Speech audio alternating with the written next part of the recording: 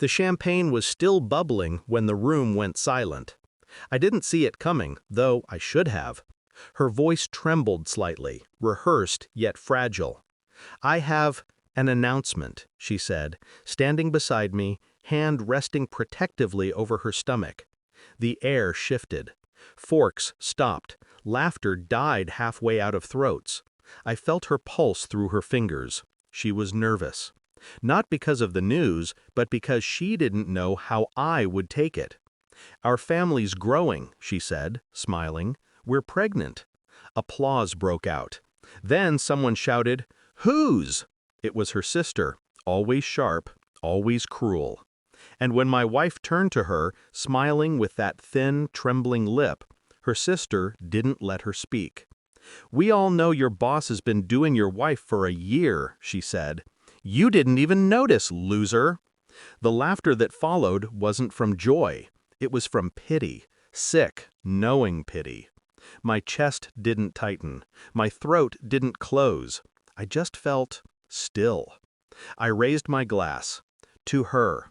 To the man who owned my days. To the room full of vultures pretending to be family. And I smiled.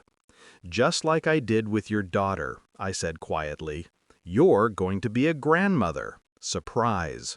The color drained from faces. The silence that followed was heavier than any truth. And then, the sirens started. Blue and red lights spilled through the windows like blood and wine mixing in glass.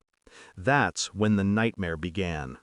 It started weeks earlier with a text from unknown number. "You deserve to know." Attached, a photo. My wife, my boss, hotel lobby.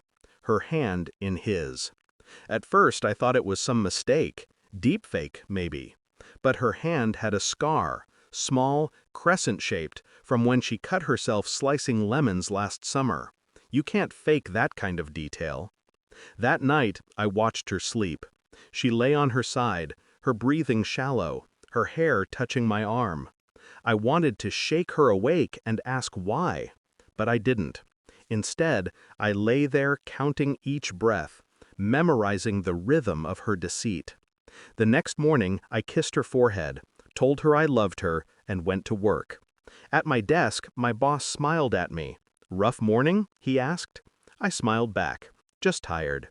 He was wearing a tie she bought last month. I recognized the pattern.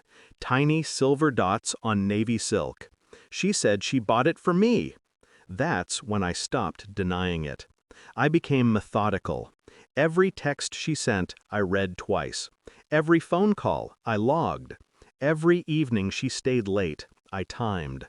I didn't confront. I collected. Her laughter changed when she spoke to him. Softer, lower.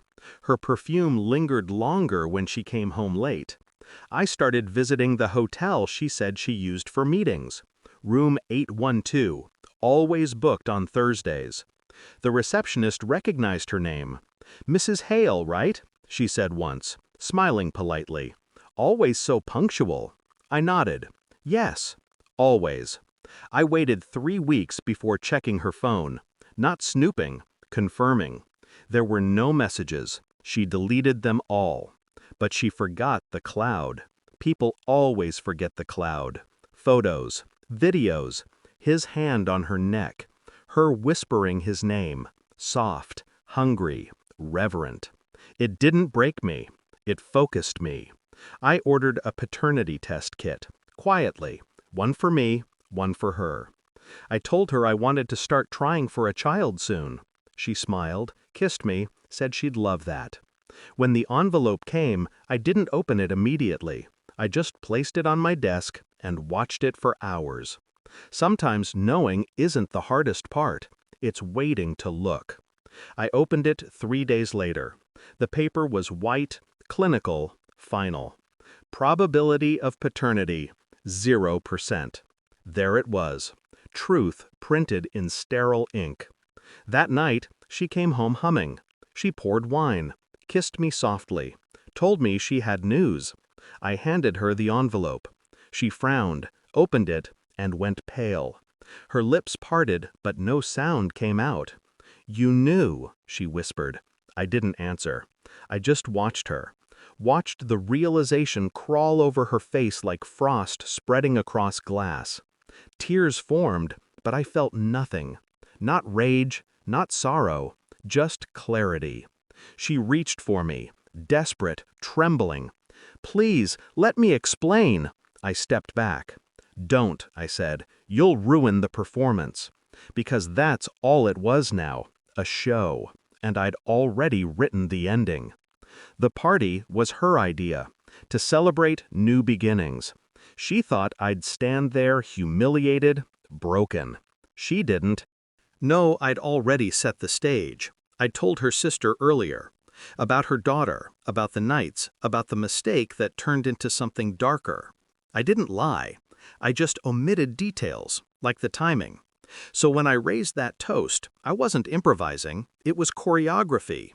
Each word deliberate, each pause a knife. Their faces twisted, horror layered over shock. Her sister's hand flew to her mouth. My wife's glass slipped, shattering. And then, the pounding at the door. Police. Not for me, for him. Fraud, embezzlement. Evidence leaked anonymously. Files from his private drive forwarded weeks ago. He'd thought the affair was the secret worth protecting. He didn't know I'd been watching everything else. When they took him away, she screamed his name, not mine. That was fine. Names don't matter when the truth finally does. Afterward, the house was quiet. I poured another glass, watched the bubbles die. Her things were still there. Her scent clinging to the curtains, her lipstick on a half-finished cup of coffee. I left it all untouched. Artifacts of a story that ended long before the police arrived. She tried to call that night. I didn't answer. She texted, "You ruined everything." No, I corrected her silently. I revealed it. There's a difference. I left before dawn. Didn't take anything but the keys, the papers, and the calm I'd earned. As I closed the door behind me, I realized something simple, almost comforting. You can survive betrayal. You just have to stop expecting apologies. And when the light of morning touched my face, I smiled once. Small, controlled, final. Because sometimes the only real revenge is walking away while they're still burning.